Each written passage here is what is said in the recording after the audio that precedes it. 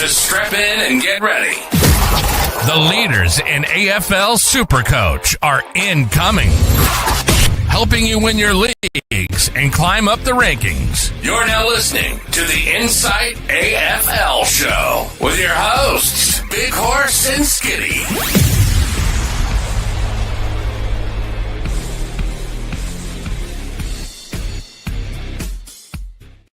Good evening and welcome to the Insight AFL Show. I'm your host, the Horse, and with me tonight, before we get stuck into you, Squid, we'll give a shout out to our man Hurls on the end there. There's no PowerPoint, there's no notes tonight. We're going rogue, aren't we, mate? Going off the rails. I didn't get a chance today. I had one of those days, but we'll manage. I think we can still talk underwater for 2 hours with a mouthful of marbles. So we'll be 100%. Right. Speaking of a man that loves a mouthful of beer, it is our man Squid. How you doing? That is me, Horse. Yes, very, very good to be back with you guys tonight. It's always an absolute pleasure to be here. Unlike, Deadly, who's not here. I believe he's still off trying to be a part of Bonnie Blue's new social experiment. So good luck with that, Deadly. Well done. Does he make the height grade? I don't think she has one, mate. Okay. She'll do anything. You're right. Yeah. Anyway, we're going to get stuck in.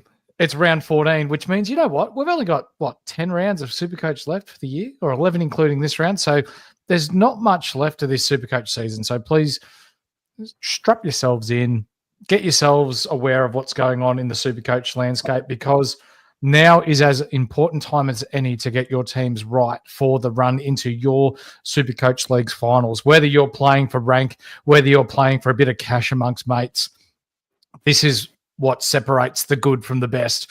That's why we've got Squid here. He's going to help you win your cash league. So without further ado, like, subscribe, bell. We call it being the triple banger. And yes, straight off the top of the show, if Hurls' video last night got 100 likes, he has to bring in Sam Doherty. If this video tonight gets 100 likes on YouTube, I do have to bring in Grind Myers, Squid. Grind Myers, which I really like for your team, Horse. It'll work very well with your forward line with Ben Keeses. So I think it's a great play. Really smart. Yeah, thank you. I would much prefer Cash Gen or Butters, but no, we'll go Grind Myers instead. Say you'd prefer Ben Keys. Say it. Let those words come out of that dirty whore mouth of yours. Oh, I've been on mute. Sorry. Yeah, you can't hear me. That's all right. Anyway, like, subscribe, bell. We call it being the triple banger. If you listen to us on audio, give us that 5-star review. That way it gets us into the ears of other banter-minded, like-minded, SuperCoach-minded people in the Australia, New Zealand, wherever it is you are listening to us in the world, it would appear, because we have been hit up by some American people this week, Hurls, haven't we, about making an appearance on our podcast? We have. Let us know in the chat if you're tuning in from somewhere else in the globe other than Australia. Let us know where it's from. We'd love to hear it. Yeah, absolutely. And Deadly, New South Wales is technically, or not technically, but should be considered another country with the way and how backwards you blokes are up there. But anyway, tonight's show is going to be brought to you by the Standard Squeezer, helping you drink responsibly and conveniently. You can use the promo code IFS2025 to get yourself 15% off everything in store. Like our man Squiddy there, who's going to feature on our very first segment tonight. We call it the Squeeze of the Week.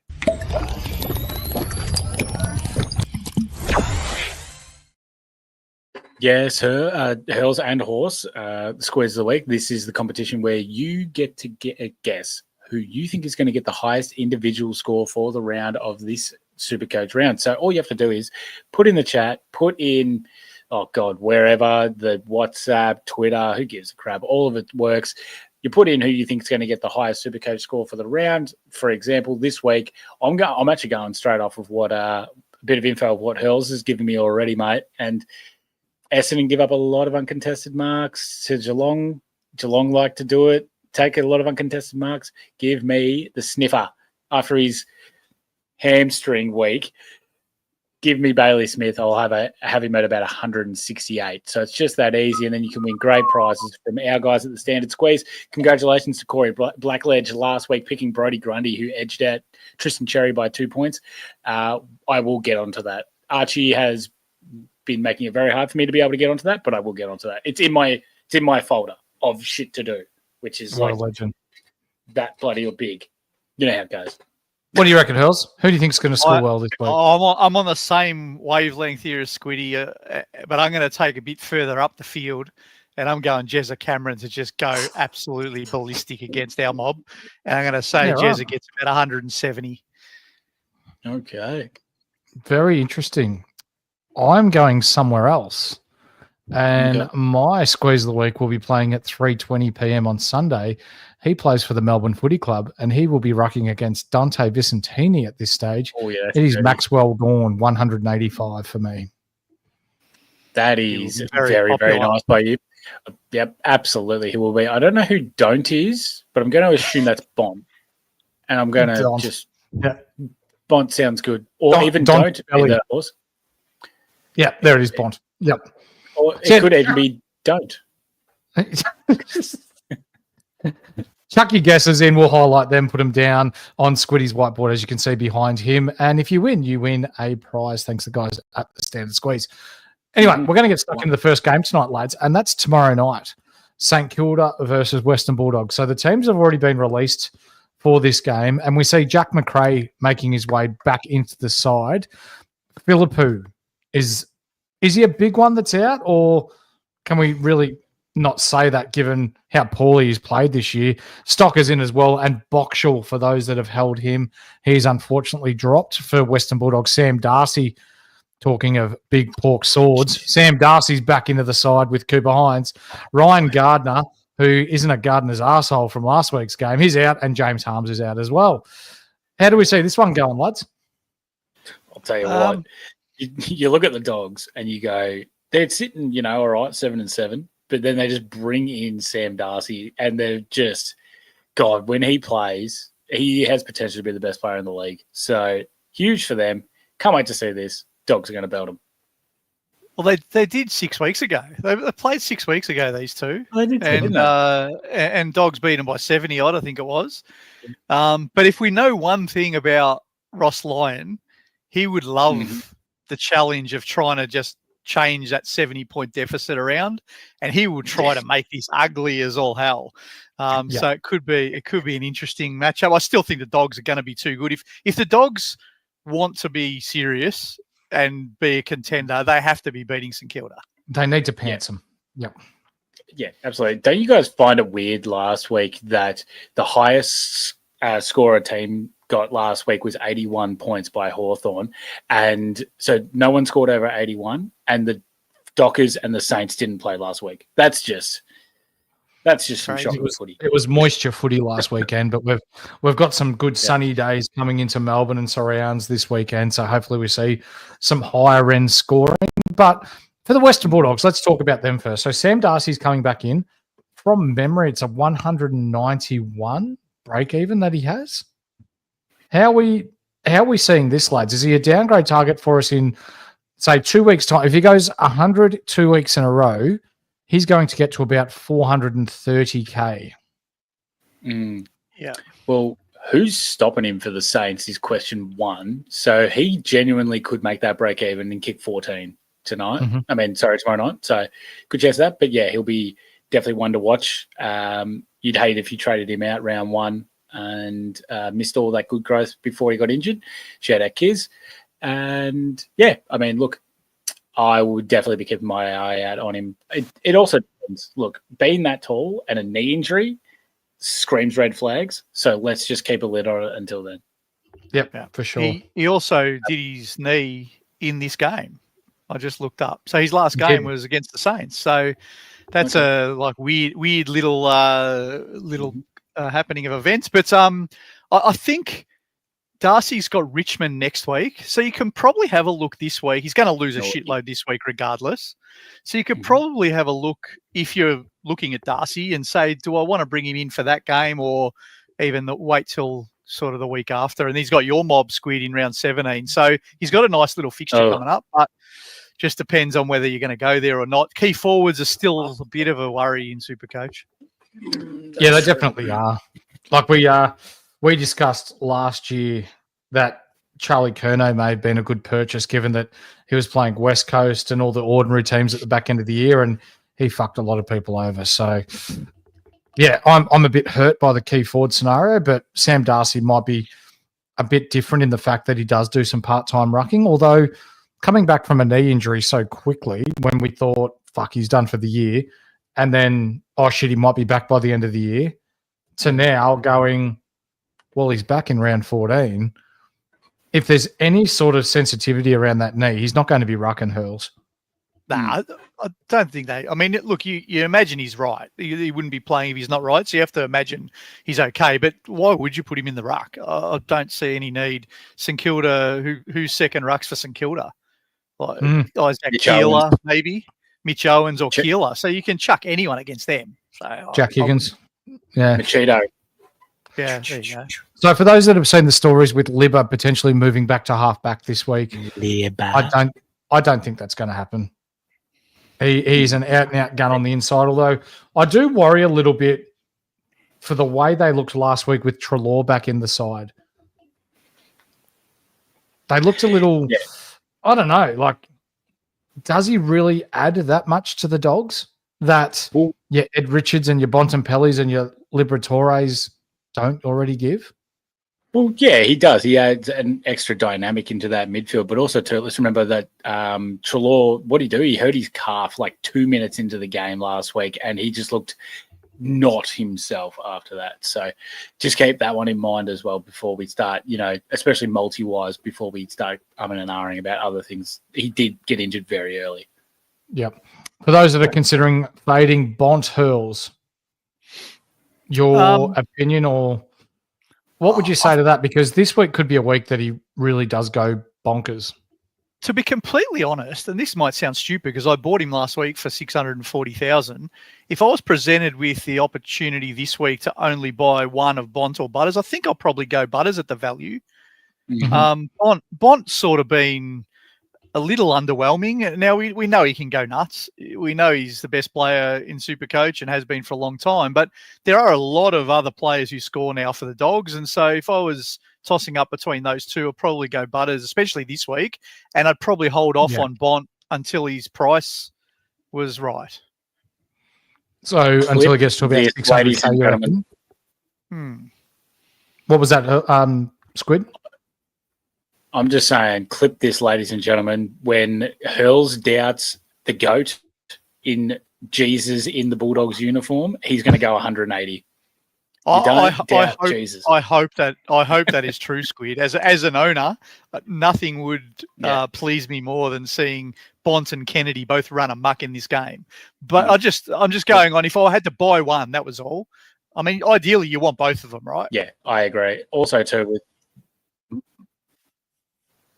yeah, absolutely. And Marcus Windhager, stay away from Marcus Bontempelli. Don't you dare.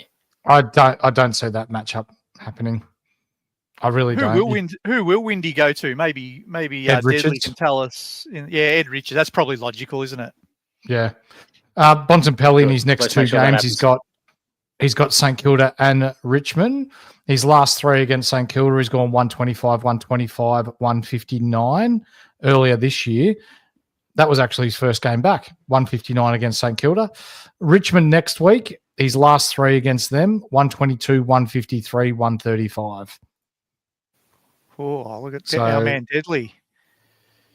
I reckon Dale. Maybe you'll get a Dale. Interesting. You spelled his name too. That's a bit rough by you, Deadly. Yeah, it's Bailey Dale. What about for St Kilda, lads? Jack McRae's back. So he was in 4 of his 6 games before he hurt the ribs. He scored in the 70s. So when we're talking forwards and primo forwards, your top 6 forwards, are the 140s that he was scoring skewing the 70s that he was getting, or how do we see this one playing out, Squid? Yeah, I mean, look, it does skew it a little bit, but also too, where do you find these forwards to be able to go on ball and be able to have the impact that Jack McRae does? And let's be honest here, Saints midfield is a shamble, and he's the major ball winner. So I'd rather bank on that to try and get him at least a couple of good scores than, have to fluff around with whatever Jason Horn-Francis is going to do, or Isaac Rankin's 70 drop off whatever the fuck Chad Warner's been doing the last couple of weeks since I brought him in. So, yeah, I feel more confident with having McRae still there. Yep. Jack Steele, Hurls, is there any interest there, or is he just one that, yeah, he's been scoring well, but he's a bit of a trap? Yeah, no interest from me. Midfield is a spot where you want to. I mean, surely people are aiming this week for Butters. Yeah. If you're going to not go Butters this week, after that, you're then probably going to be looking at, if you don't have Bont, or if the Gold Coast boys come off their bye, you've got them. I just don't think Steele is one that people are going to chase, because he's not cheap enough to be that super value bloke, and he's not good enough to be with those big guys. So I think he's in a bit of no man's land. Yeah. Good looking butt. VC options for you lads? Bont has to be a VC option now that I've said he's been underwhelming. Yeah, it's Bont for me. I just really hope that the Windhager tag doesn't go there, but maybe I could look to the next games. But yeah, it's going to be a game time decision for me.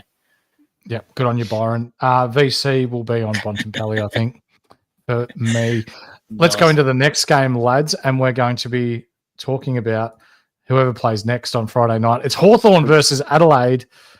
Ew, Tasmania. Yuck. Friday night game in Tasmania. Yeah. Let's see the politicians fuck this one up.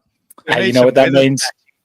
Yeah, I'll tell you the weather tax right now, Hurls. Fucking shit. It is going to be like 9 degrees and windy as all fuck, and it is going to be horrid. All right, we've got a little project for our mate Flanders. We need some statistical data for our shit Tasmanian weather for our Friday night game. Absolutely. Yeah. I'm guessing we're all 100%. tipping the dogs here, the dogs in that last game as well. Yep. Yep. I think I think Saints could maybe theoretically, depending on how much of a shit show Ross makes it. But yeah, I'm still going the dogs. But I don't think it's going to be a super blowout like last time. Skull would let Jack Steele tackle me in the nude. Hey, great minds think alike, brother. Hey, Skull, I actually appreciate you tuning in while Australia is playing South Africa in the World Test Final in England there. It was a riveting 3 maidens to start off the test as well. Right. Yeah. Unreal. Love getting rolled. So it's going to be wet and cold, Squid. Is that right? Look, Skull's already given me the okay on that one. Mrs. Bunn says it's going to be shitful down there. So that's all I need. Oh, Miss Bunn. I'm still a chance. Anyway, Hawks versus Adelaide.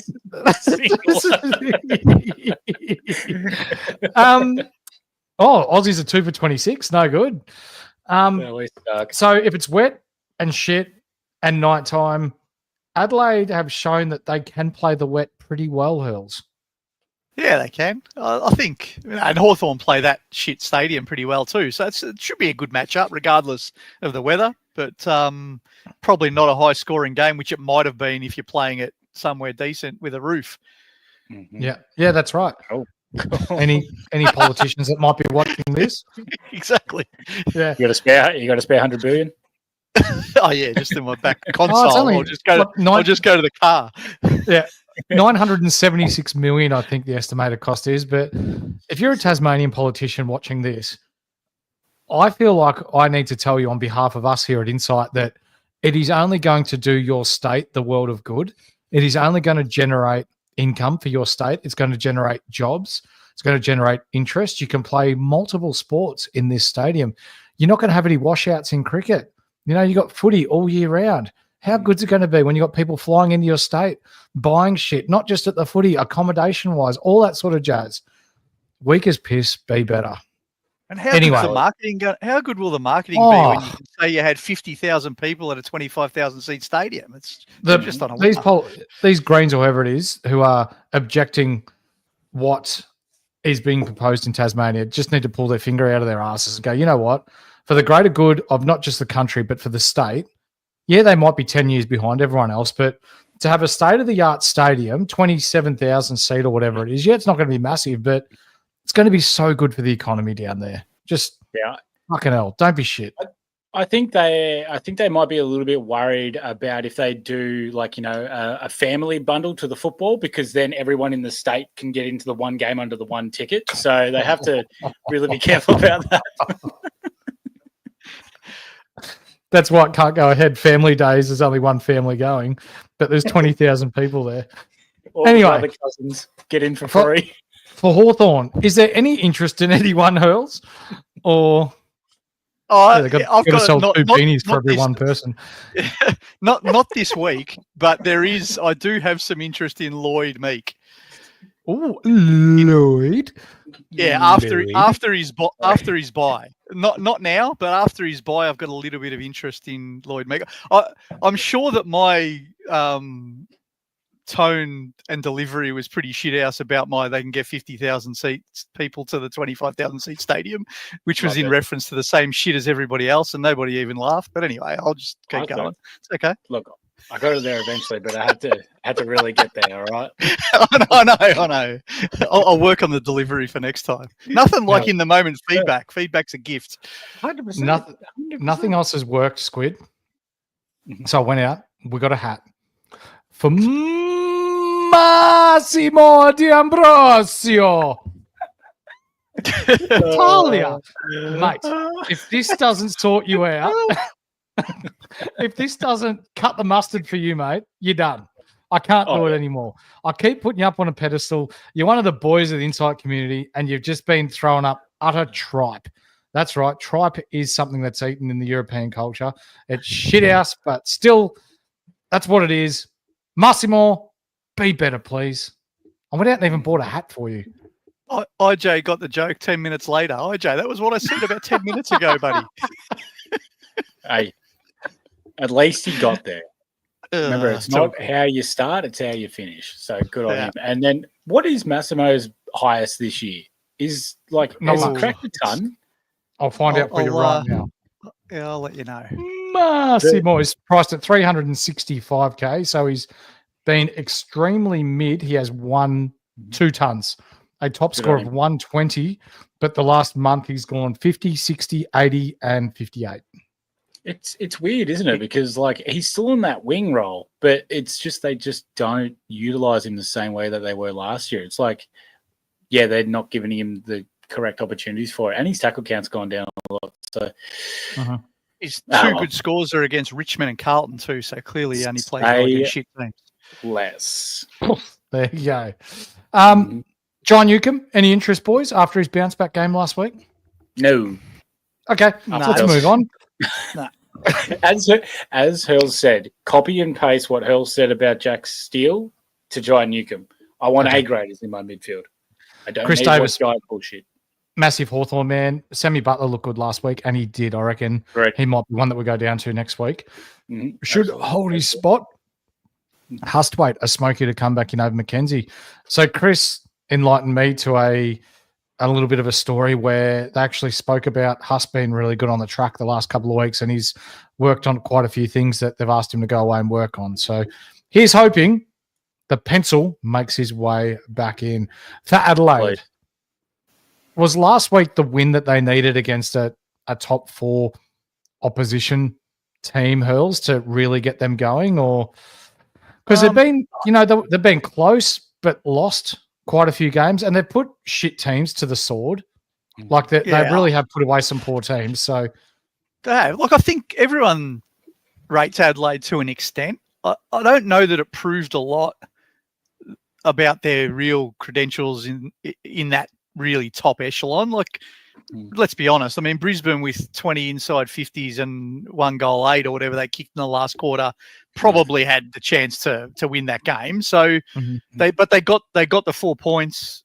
They move on. I think they're in the mix, but I'm not sure I trust them yet just against those top teams. But they're thereabouts. And if you get the scores on the board early, and this is a really interesting game because Hawthorn can draw level with Adelaide on points if they win.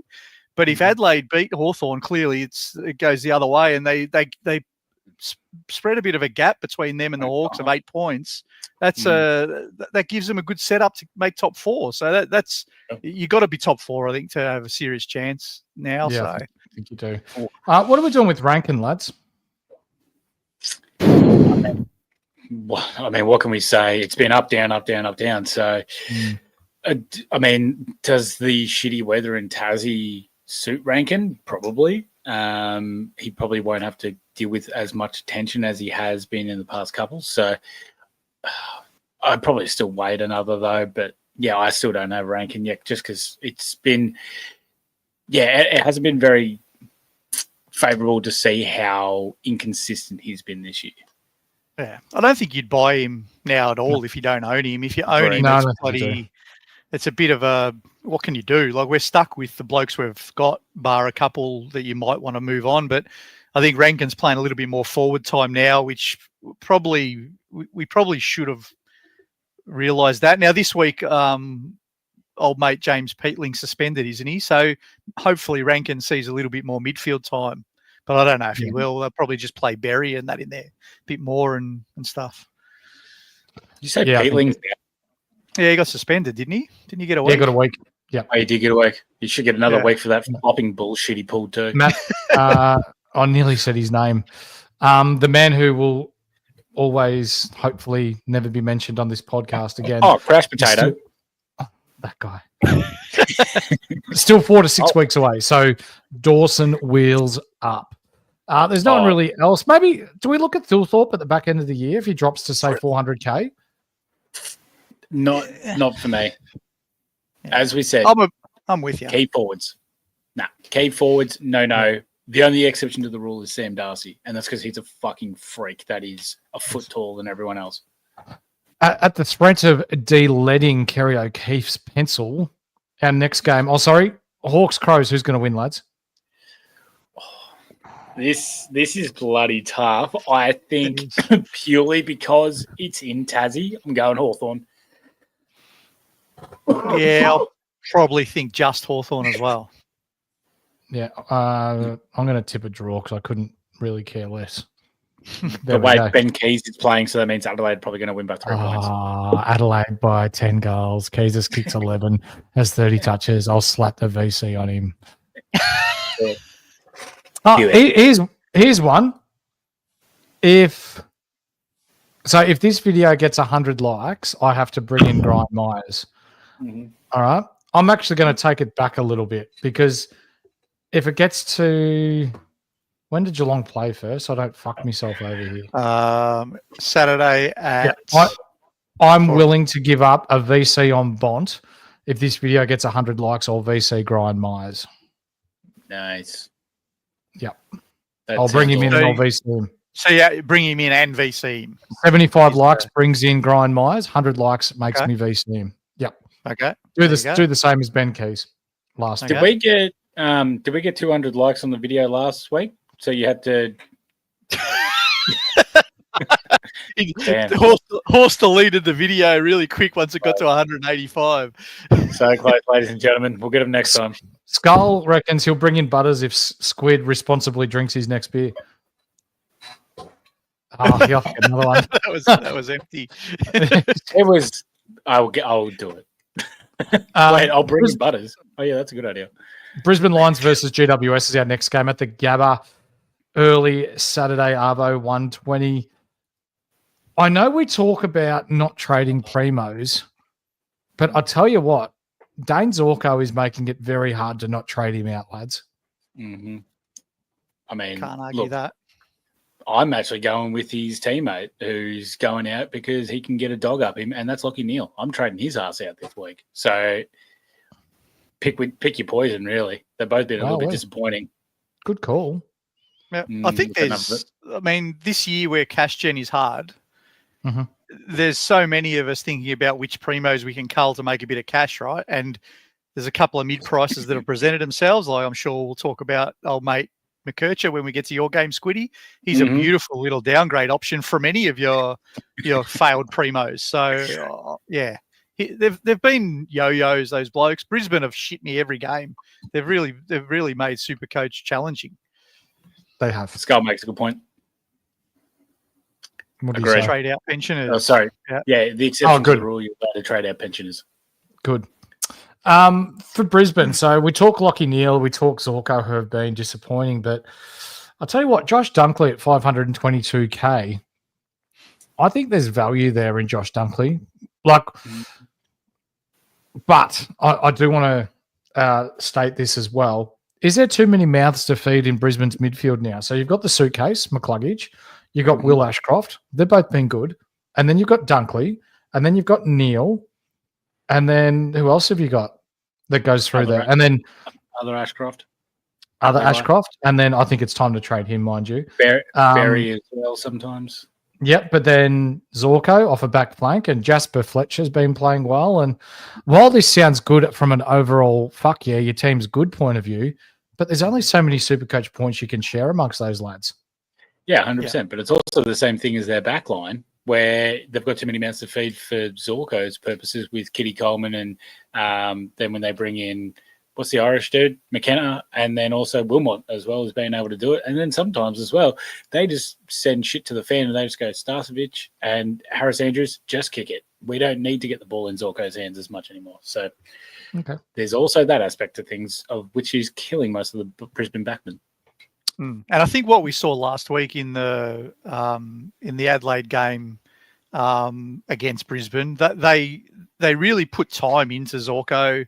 You know, they had Keys running with him for a fair while. And interestingly, what teams are starting to do, they're putting blokes on him that can do a little bit of a job. It's not necessarily a hard tag, but they're just being a little bit accountable, but they're also getting him the other way. I think that's what's really interesting. Like Keys kicked 3 on him. So I don't know if the Giants will do something similar, but they do have the players who can. Yep. So it'll be interesting whether they go with a Bedford or a Bedford might be more suited to the midfielder, but maybe a Daniels even or a Helmet Jones. Yeah. You know, someone who can just be a little bit accountable on Zorko and then burn him with speed going back the other direction. It might be another bad matchup. Mate, that's Giants' game plan. Just run the wave. And then, but also too, surely Toby Bedford is going to Chocky's Neil in this game and just possibly, ruin Chocky's, because I'm pretty sure he's done it twice now. Probably, yeah. Yeah. What about for GWS lads? They've been struggling a bit. They can't move the ball. No. Right. And that's saying something too when they've got the best backman in the league in Sam Taylor. He's been unbelievable this year, and still they just cannot move it as well as they do once they get to midfield. Like Lockie Ash and Whitfield have been doing great. The backline's been solid, but it just comes back in after that. They're giving up the most inside 50s from any team this season besides West Coast. Lads, I think sorry, Horse. I was going to say, I think that's the really interesting thing with GWS. Like, they've got Taylor, Iden, Whitfield, Ash having great years. And then you got Tom Green's going okay in the middle, but they probably don't have the midfielders that can run in transition, and they've probably been missing that Daniels half-forward flank. And so the ball's just trampolining. Yeah. So, whether they turn that around, I don't know. But, they've been struggling. Sorry, Horse, I cut you off. That's okay. So for those that are worried about Lockie Whitfield, Brent Daniels is back now. So he got subbed on. He scored 71.5 last week. I get that. Does that now allow Lockie Whitfield to go back on a more full-time base? So we've seen in the last couple of weeks, well, 3 weeks now, that Lockie Whitfield's played a bit of forward time, which is something that we don't we don't want to see as owners, I'm not an owner in Classic, but I am in Draft. But when we're talking the Supercoach element, and actually not the Supercoach element, the gameplay element, if you've got Brent Daniels and Toby Green as your two small forwards who assist in moving the ball forward of centre, I think that almost allows Whitfield to now go back. And if that's the case, I want people to seriously keep an eye on Lockie Whitfield now, because what is he, 530K now? He's got a break even of 115. Yeah, he's at the last 3 weeks he's gone 82, 116, 84. It's not great, but if we see another 130 out of him this week, for example, Hurls, you could pick up Lockie Whitfield again at 530K, which is 130K cheaper than what he was earlier in the season. I think what I'd rather watch, though, is the role. Like you said, he's got to be half back to have the ceiling scores. And I think this week might be interesting because does Toby Green get up? He had that knee in the bloody in the arse cheek last week that really killed him. So he hurt his tushy. Yeah, he did. So if Green's there and Daniels is back, and we know that Finn has been out, so when Finn gets back as well, And then Lockie, Kelly only came back last week. So they have had some soldiers missing, and they've been trying to maybe plug some gaps. But I think the thing I would want to see if I'm a Whitfield buyer, and I'm an owner, so I've got no choice. I'm just watching it. I want to see one of Lear or Fonte get the arse out of the team, because that gives me confidence he's getting that half back to himself. With like him and Ash are fine together, but when you've got Fonte and Lear there as well, there's just too many. And so I want one of those out of the team. I want Finn back. I want Toby Green and Daniels back in the half forwards. And if that all happens, I think then Whitfield can get back to being what he is, which is a gun defender. Yeah. All of that messaging that we spoke about with Lockie Whitfield was telephoned through to us by Ryan from Astute Newstead, who is helping you with all your residential home loan needs. Use the promo code INSIGHT to get yourself a great deal. It doesn't cost you anything when you go through them. Hey, Squid. Zip, nada. And you know what the best thing about it is, Horse? Once you do go through with him, he really makes sure that you're happy and satisfied. I got a call from him just the other week to see if I wanted to refinance my home loan. And I was like, I really appreciated that, which was fantastic.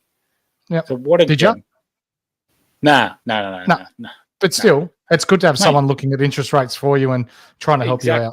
Exactly. And his best advice to me was, if you don't have the time to get it sorted, don't do it yet. And I said, mate, I've got a baby on me right now and I can't fucking move, so I'll do it another time. And he goes, no worries, I'll call you in a couple of weeks. Thanks, mate. Good. Appreciate it. You're a legend. Hurls, before we move on from this game, mate, Nick Madden, first game last week. Oh, baby. I have seen some people that went really early last week and brought him in and put him in the flex, which personally I don't agree with, but this is a season like no other. Do you think I didn't see the game last week. Do you think from what you saw last week, he has potentially done enough or could keep Briggs out of the side? Nah, I don't think he's got the tank. I don't think he's got he's got the craft. He can play, but I don't think he's got the tank. And we said on our show, which night was it? I think it might have been Tuesday night, Horse. His total time on ground was 60%. His last quarter time on ground was 40-something%. Oh, yeah. I think that just shows that he just doesn't have the tank for it. And so as soon as the other bloke's back, he'll be out. And he's a good watch for the future. I think he's got some tools, and I think he will be a good player, but I don't think he's ready. Your tips in this one, lads? That bloke is huge, by the way, Madden. He is massive. But if he didn't destroy Vicentini, I don't give a shit. He needed to kill him for me to be interested in him. And in this one, I think this one is a bloody tough game. But, I mean, Brisbane have just been going lately. Like, they haven't looked like the premiership team that we saw last year. I'm still going to just tip them because you can't lose to Port at home. I know Monica Oval's a shithole, but you can't lose to Port at home. So I'm going Brisbane. Fair call. Yeah, Brisbane for me too. I'll go Brisbane too. Any VC options, lads, before we go to the next game? God, no. Nah. Okay. I'm just if I can get out of this game with a flat 100 from Lockie Neal and Whitfield and Zorko, I'll actually take it at this stage, because those three getting 80s is going to stuff my week up again. This could be a Saturday morning bloody massacre for my SuperCoach weekend. Next game we're talking about, ladies and gentlemen, is going to be Essendon versus Geelong at the MCG 4:15 on a Saturday afternoon. This could get pretty ugly. Yuck. It says here 10th versus 4th, but I think there's a bigger discrepancy in players and skills in both these teams. Let's talk about the Cats first. They have a dream run coming home, and if you do like to have a little bit of a flutter on the TAB or wherever it may be that you lucky bramble responsibly, they're still paying about $6 for the minor premiership, Squid. Oh, Geelong are? Certainly not Essendon. Essendon would be $600. Yeah, that's about right. I mean, look, that's not bad, but I still think Collingwood's just doing enough at the moment. So, and let's be honest here, the umpires help them magically. So, but not bad by you there, Horse. And I really, really say this sincerely. I feel for you guys this week. It's gonna be fucking bad. Tell me it's going to be extremely wet or something to just save the scores from being 150 to 50. Yeah. Is it in Geelong too? No, it's MCG this one. That's the G. Well, that saves you a little bit. If it was in Geelong, we could be in a bit of strife. But that's okay. I'm nervous. We don't match up against Geelong at the best of times, so I'm really nervous. Look, it's a good test for the kids again, but I'm really worried that their forwards are going to really get hold of us. I mean, I made my feelings known when I picked Jezza to get 170 in the squeeze of the week. So who goes to Jezza? And if you tell me it's Jaden Laverde, I'm putting Jezza in for 10. Oh no. It has to be. You know who the second option is, Squid? The second option is Pryor. So it has to be Laverde, unfortunately. So who plays on Shannon Neal? He hurt himself. He might be out. So, okay. Well, but either way, it doesn't matter. Whoever the second tall is, whoever that will be, probably this is the kind of game where what's that Henry? Yeah, Ollie Henry probably kicks sticks on Pryor or something. This could be ugly. Yeah, it's a bad. I don't like it. I don't like it at all. And you guys have been pretty good defensively too. We have been. When I hear Jaden Laverde lining up on Jeremy Cameron, that is barbecue chicken. Yeah. And they've got blokes who can go to Merritt. They've probably got blokes who can go to. They're probably the kind of team that have got blokes that can go to both Merritt and Martin. Yeah. O'Connor and Mullen or whatever you say. And then Atkins can go head to head with Caldwell as well in the middle with no does. So it just screams ugly to me. If I'm thinking logically, this looks ugly matchup badly, but who knows? We'll see what happens. So for Geelong lads, expect Holmes, Smith if he comes back in. He will. Stewart. We all think, without giving too much away, because our men in the Punters Club within our Patreon do a fantastic job collating the stats and the data. Shout out to you, Brody. It's going to be a field day for backs for Geelong, isn't it?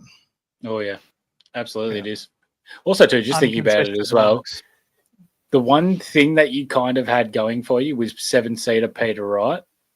And even they have Sam de Koning for him. Like, even that matches up well. Like, oh, boy. So a lot of chip mark around for this Geelong team, I would assume here. So that's going to be very, very nice. This is where you look for the VCs with your Baz or your Max Holmes. Yeah, we won't be able to run with Baz and Holmes, and our stopper kind of blokes are better for the contested guys, not for the runners. So this will hurt. And so Danger will sit forward and probably dominate as well. I mean, who's going to play on Dangerfield? So is Danger playing? Johnson. I think he is playing. He played last week. Actually, hang on. Bright spot. Thought just came into my head. Oh dear. You will have ruck advantage, just only in ruck contests. Around the ground, you're fucked. But ruck contests, you have an advantage. Get Goldie versus Stanley, no worries. Or Blitz-ups, whichever one. Goldie's better. So there you go. Positive, boys. It might only be 150 points. Let's talk about the positives here. Angus Clark making money. Zach Johnson going to make money. He looks like a real player, Hurls. Yeah, he looks fantastic with the ball. Really good, smart user of the footy. Kicks through the corridor. I love some of the risky kicks that he takes and attempted. Probably more so than anything out of any of the kids that I've seen. I love that they just take the game on. Even I know ADW had a bit of a brain fade with that 50-meter penalty he gave away, but even him kicking it through the middle with that mark that does drop the sitter, the kids look really good. They're going to those two in particular, Johnson and Clark, from a SuperCoach point of view, are going to make bulk cash. They're going to get through to at least our buy at round 16. Just those who are going Johnson, though, I just want to throw this out there, and you probably have to go him this week. There's no other rookies that are any use. He will make bulk cash in the next two games because he's got a 48 and a 7 and an 80 in his system, and he definitely plays the next 2 weeks. But don't be surprised if he gets dropped after our bye if a few of the troops come back. So as long as you're prepared for that, like don't be expecting him to play all year. As an Essendon fan, and we've had this conversation, Horse, I hope he does play all year. I hope he stays in, but I am I've got a little bit of an inkling that when we get the senior guys fit, they'll want those blokes back in that back line. Yep. Yeah, I think they'll need them to push to finals. Hey, also 2027 Squid. 100%. Also too, shout out what's his name? Lumon or whatever his name is? Yeah, Luamon Lual. First kick, first goal. First kick. Shout out him. Seen that video of his family in the stands and his old man just high-fiving all the random strangers. Love that. And he also did the Jesus praise sign when he took the mark. I was just like, that's awesome. So hats off to that bloke. Yeah. Brian Myers, 75 likes on the video. I'll bring him in, 100 likes, and I will VC him. Geelong by the Flemington Straight, unfortunately. Maybe by the Melbourne Cup distance, not just the straight. Are we VCing anyone? Holmes or Sniffer or captaining? Yeah. If you got those two, I think Smith and Holmes are great shouts for VCs. If you want to go for a bit of a risky kind of, because everyone goes the rucks these days. If you got one of those two VC and you can have your safety backup net on Sunday as one of your rucks as captain, I think that's a good play. Oh yeah, 100%. Also, too, how's the bullshit on Andrew Dillon to just blow off the Prime Minister and go down to Baz's house to have a red wine by the fireplace and just have a little bit of a discussion about stuff? Like, I mean, I would 100% take Baz over Albo every single day of the week. Don't get me wrong. That is a great choice there by him. But little secret meeting, that's very, very... And then Baz was out 20 minutes after that happened. I mean, I reckon there was a little bit of hush-hush there. That sort of stuff aside, do we think Guelphy goes to Holmes? I don't. Oh, actually, maybe. Guelphy can't go with Holmes. Guelphy will play on one of their defenders. Yeah, but what if Max Holmes because he'll rotate half back? He won't go to half back. Guelphy plays on the. I'll tell you who Guelphy might play on. This might sound really stupid because he's not tall enough. But he might play on Stewart. Graham Mars. Yeah. Oh, okay. Because Guelphy is okay against the guys who like to set the play up. He plays on Sicily when we play Hawthorn. He plays on that type. So I think Stewart would be my guess.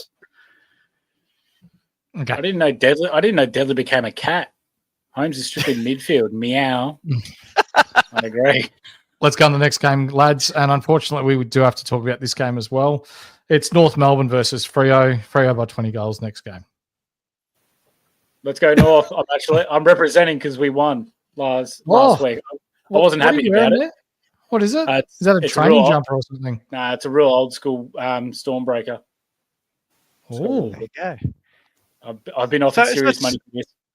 It's actually been a good little venture for the Kangas though, Squiddy. They go to Bunbury and now they go to Optus Stadium. They play 2 home games in WA, get $2.5 million for it. And if they go 50-50 in their win-loss record, that's pretty good. Hey, I'm just saying, North, since they've been taken over by Clarko, are 3-4 in the state of Perth and 6-54 in other states. But that's all right. But hey, we love Western Australia. So, I mean, look, quietly confident after the worst game of football ever. I love that you've upgraded Perth to a state as well. It's a sort of part of the country, so that's cool. Is at helmet time, and we're not talking Caleb Daniel, we're talking Tristan Cherry against Luke Jackson and Sean Darcy. Oh, yeah. I can't VC him, but I'm telling you what right now, that first ruck contest when it's Jackson versus Cherry and Cherry taps it down to Jackson and then tackles him, he'll make Jackson think about that for the rest of the game, and he does not like that. So this is Saturday, right? Saturday night. Yeah, Saturday's the only day of the next 5 days that isn't going to rain. So it would have probably been better if it was wet and you had 5,000 stoppages for the helmet man. Mm. Mm-hmm. Still probably will be. Might be a bit slippery and moist underfoot, perhaps. I would 100% take Max Gawn this round as a C over Cherry in my eyes. That's Mate, just the way I see it. Let's talk about the elephant in the room, so to speak, and that's Colby McKercher. So a lot of conversation this week about what's going on with Colby, and I'm going to give you a big head. There's no other way to say it. You came out 3 weeks ago, and you came out on this podcast and said that you'd heard that Clarko has spoken to the boys, and he's looking at just putting people in position and just leaving them there for the rest of the year. And then fast forward that 3 weeks. And now all of a sudden the players are coming out now saying this is exactly what's happening, basically echoing what you said 3 weeks ago, mate. So does this now mean McKercher could stay back for the rest of the year?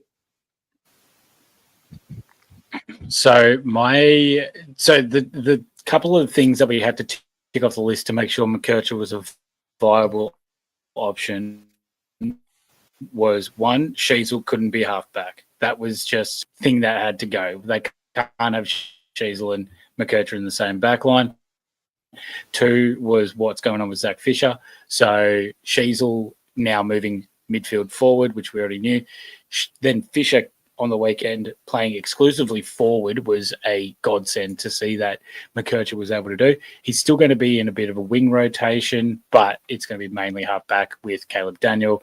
And then when Jackson Archer comes back as well as the other defensive orientated player, it just opens up McKercher more. So I am still umming and ahhing about whether I'm going to go Doherty or Kirch, but I am feeling that I'm probably going to lean McKercher.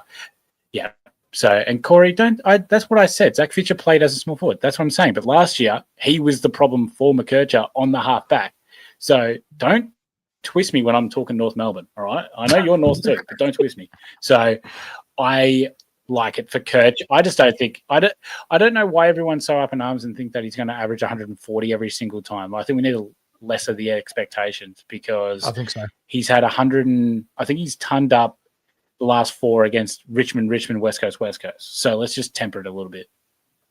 I think Frico put out some stats on McKercher, and I'm like, I'm no mathematician, but stats can get used to tell whatever narrative you want to tell, right? And yeah, that he only scores well against shit teams, or that he only does this, or you're buying McKercher because he's value and he's gone to a role that's SuperCoach friendly.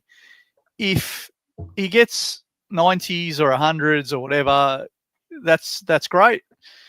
If he moves position, it's shit. So you're not worrying about what he's scored historically against other teams, or whether he's only scored against bad teams or good teams. You're banking on role here. That's all you're banking on. And so I'm willing to take that punt. I'm bringing him in 100%. And it's a role-based play, not a who he's playing against or what. And I agree with Squiddy. He's not getting 140. No one averages 140, but you don't want him to or need him to. He's going to, if he plays the halfback role, which we expect he will, you can expect somewhere around the 95 to 105 most weeks. And that's beautiful for a 400K bloke at this time of year. Well, we said last night, mate, that 106 is your D6 at the moment. Mm-hmm. Yeah. So from Skull Squid, I'd drink beers like Squid too if I was a North boy. Valid. I have to drink away the pain somehow, and that makes it a whole lot easier. I'll tell you that much, Skull. So we've spoken about North Melbourne. McKercher looks likely to stay in that role, and therefore Fantasy Freako, he does do a lot of good work on Twitter, so I don't want to discredit what he's saying, but those numbers that he came up with on Twitter today was when McKercher was playing forward. You're right, Hurls. So given that there's a change of role, and that when McKercher plays halfback, he averages 109 SuperCoach points per game.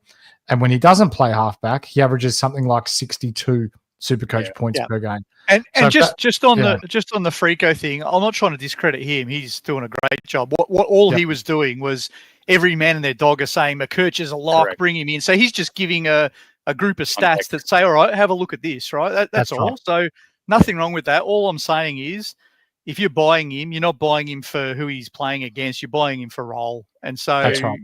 if you don't think he's going to hold the role, don't pick him. Simple. Exactly right. But I think he will hold that halfback role. He will get like rest wing wise as well, because that is a place where Clarko likes to have him. Just keep a watch on the team sheets, like, Robert Hansen, Bailey Scott, Dylan Stevens all play that wing role as well. But yeah, so Robert Hansen Jr. sounds like he's going to be dropped for that Branch. Yeah, from what I heard today. Is it Branch or Banch or whatever his name is? It is, but I heard someone else, and I heard Cooper Harvey maybe. Yep. And I've also heard that it looks likely that Foss goes onto the wing and then Kirch stays halfback. Yep, also heard that too. I think Foss. I think that makes sense. Yeah, they want Foss as a wingman, like purely like Ed Langdon spec kind of thing on that, with that good left boot that he has. So, and then obviously drifting backwards as well. So, yeah. Yeah. For Freo, I guess your big five. Oh, your big five when we're talking SuperCoach. Clark, Jackson, Sarong, Brayshaw, and I'm going to say Bolton ahead of Luke Ryan. Oh. I think I saw some stats on Luke Ryan today. He's been sneaking under the radar a little bit, Ryan. His stats aren't too bad. I'm not suggesting go ahead and buy him, because this week Nas is far better value than Luke Ryan at the same price. But just keep an eye on those numbers, because I was a little bit surprised when I looked at them. I think 3 of the last 4 have been tons. We've all sort of written him off. And what's to say? Remember this time last year, we were all sitting there trying to buy Luke Ryan, and Clark turned it around. What's to say it doesn't happen the other way this year? Who knows? Squid. Something that you'd like to know about the Luke Ryan effect? Mm-hmm. Who is the number one player that he plays with when he scores well? Jordan Clark. Alex Pearce. Alex Pearce is now undergoing scans on his shin. He may have a stress fracture and out for multiple weeks. Wow. Well, also too, that was last year's theory because it did line up. And then there was also the other theory that they changed the game plan, which fucked up Ryan, which now this season looks a little bit more correct in that way. But yes, that will obviously affect Luke Ryan. Also too, back to the North for a quick second, with Chom being injured, for people that still have Matt Whitlock that brought him in, there's a good chance that Whitlock will be replacing Charlie Comben this week. Could be Callan Dawson, but there is talk that it's probably going to be Whitlock. There you go. Gotcha. Sarong's been disappointing so far this year, lads. Is the buy what he needs? Let's look back to last year. Sarong dominated to start the year. Brayshaw was quiet. The buy came. And then Brayshaw took off and Sarong took a bit of a backseat. Is there any chance it goes back the other way, or do you think Brayshaw is solidified as that number one mid at Fremantle now, Hurls? I think just to my eye, without knowing stats or anything, I would say Brayshaw definitely is the number one. Just looking at Sarong, there's too many games now where he hasn't sort of got more than 105.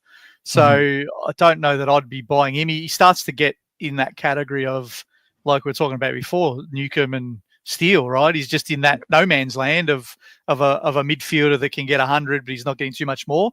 I would be interested though, and I don't know if our man Flanders is listening, maybe it's worth digging into the numbers a bit more, like what's changed. Because like you say, at the start of last year, he was the hot midfielder, right? He was 140s, 170s. Like what's he doing then that he isn't doing now would be interesting to know. But I haven't got that Squid, do you know? Ooh. Yes, I do know, actually. Sarong is definitely copying the tag a lot more this season. That's allowing Brayshaw to then get off the chain. Brayshaw's obviously an under-type player that can play on the outside. Sarong getting more tag. The reason why Sarong was so good last year and why Brayshaw had a slower start, because remember in the off-season, Brayshaw had that toe injury that really fucked him up pre-season, halted all of his running. He had to play back into fitness.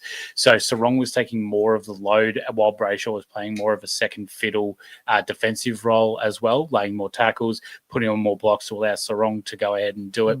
Now they're just like, well, Brayshaw's back to 100%. He's able to just go and go and go. So it's kind of now like, it's just really halted Sarong in a way that's really opened up Brayshaw, because they're not putting as much attention into Andy Brayshaw as they are to Sarong. Bolton, is he a keeper? Is Bolton a keeper for F6 Hurls? If you've got him, yes, but don't buy him. If you got on him at, what was he, 420k or whatever he was back a few weeks back, you're going to hold him for the rest of the year. That's cool.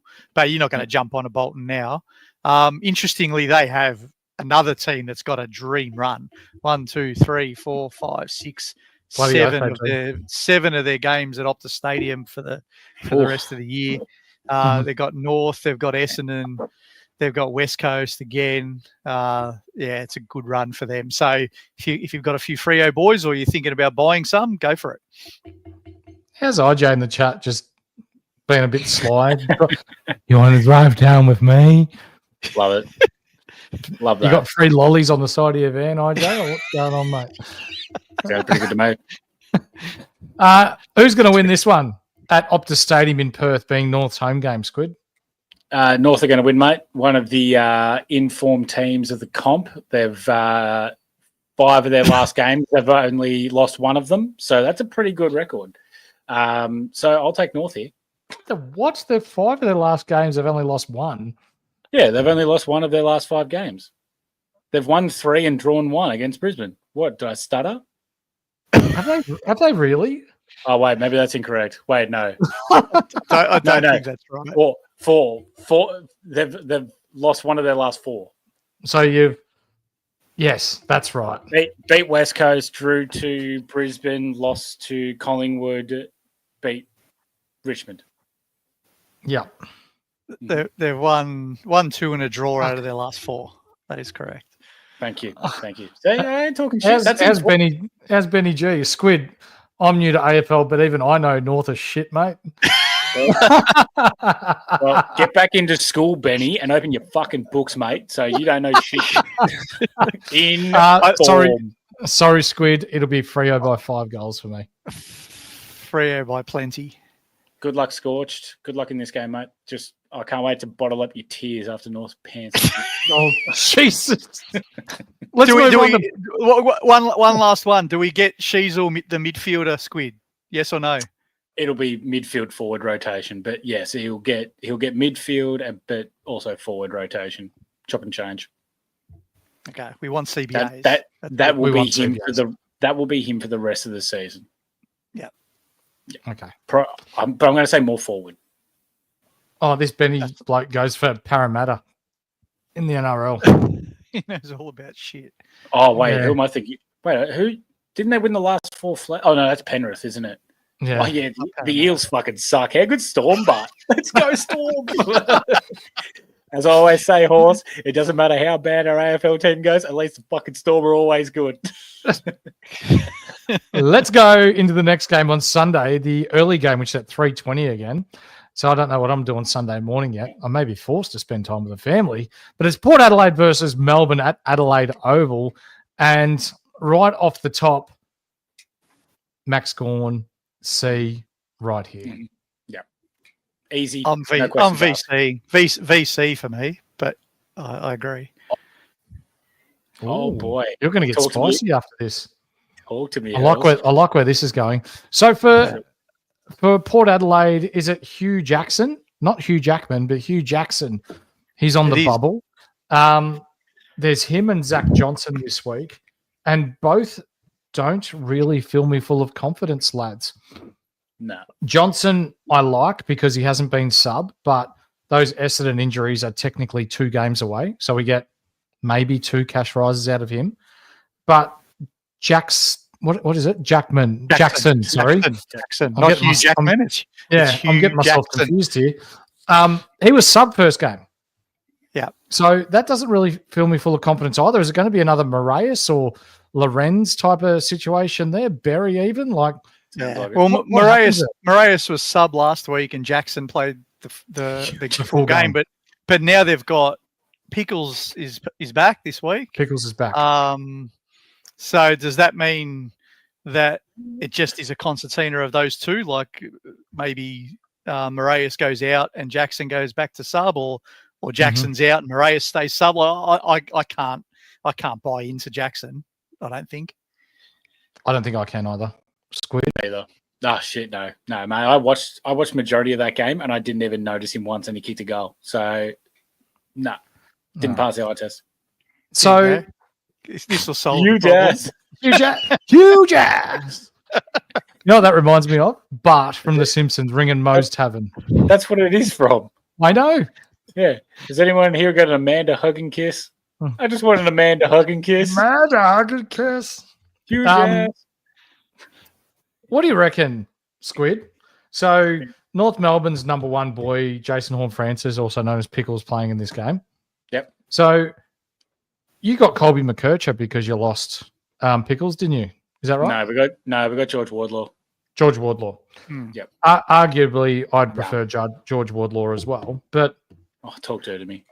How do you see Pickles coming back in going? Like he's had 3 weeks off because of the pig string, which is obviously minor end. But do you think he starts forward and works his way up the ground, or do you think they'll just unleash him in the midfield?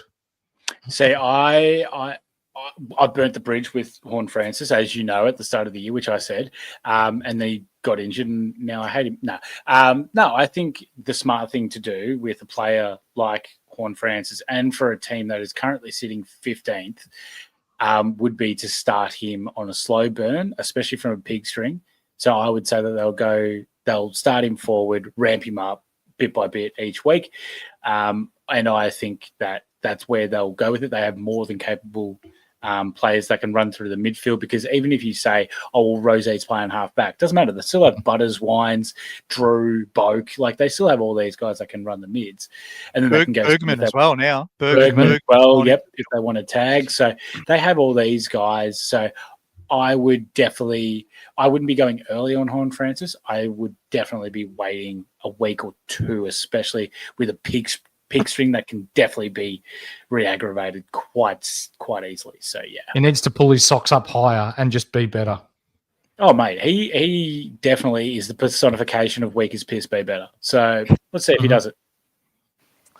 Nathan, I'm getting your comments, mate. We will get to them in just after a game's time, mate. Kercher. Butters, is the time to buy him now, Hurls? Yes. Get on, jump on, buy him now. Mm-hmm. Don't ask questions. Don't overthink it. Just buy him. Hang on. We all watched the Melbourne Collingwood game last week, correct? Yeah, we did. Please, for the love of God, don't tell me Ed Langdon is going to go to Zach Butters, because he did a phenomenal job on Nick Dacos.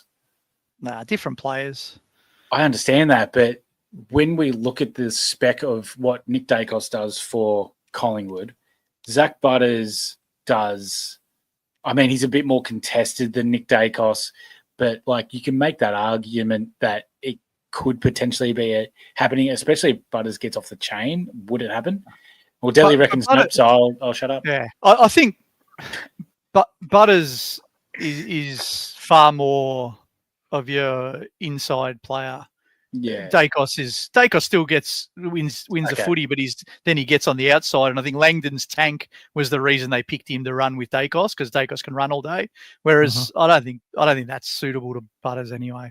People are telling me that Melbourne only tagged Nick Dacos when I know that's not true, because Clayton Oliver tagged 3 weeks ago and everyone was up in arms about how Clary tagged. He did tag a couple of weeks in a row. Yeah. So don't give me that bullshit that Melbourne only tagged Nick Dacos. They didn't play Collingwood 2 weeks ago and 3 weeks ago. All right. So Deadly fact check that shit. They also trying to DM Bonnie Blue. They also occasionally send Swallow to a bloke here or there. Whoa. So who? Spitz. Swallow. Do you mean Sparrow? Yeah, that's him. Cool.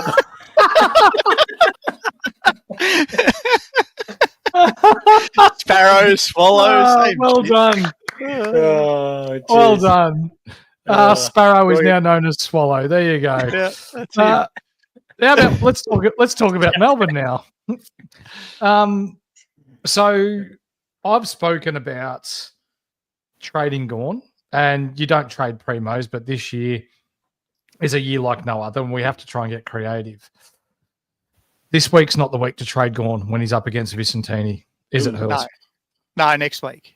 I'm in the same camp. I spoke about this on Tuesday night, that I am at this stage trading Gawn, but it's not this week. This week you take his score, you trade him next week, and you make some cash.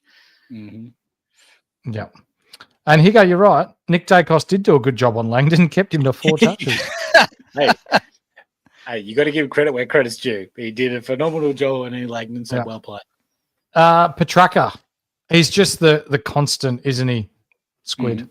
Yeah, I'd love that for our forward line, being able to get him into our forward line. He just keeps on ticking over the ton. So hopefully he can continue to do it here against the Power.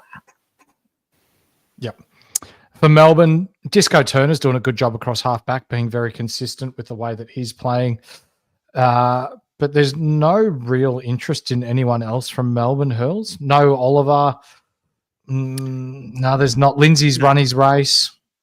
Track's going well, but you're not buying these guys. Like, if you've already got Track, you're happy with how he's going.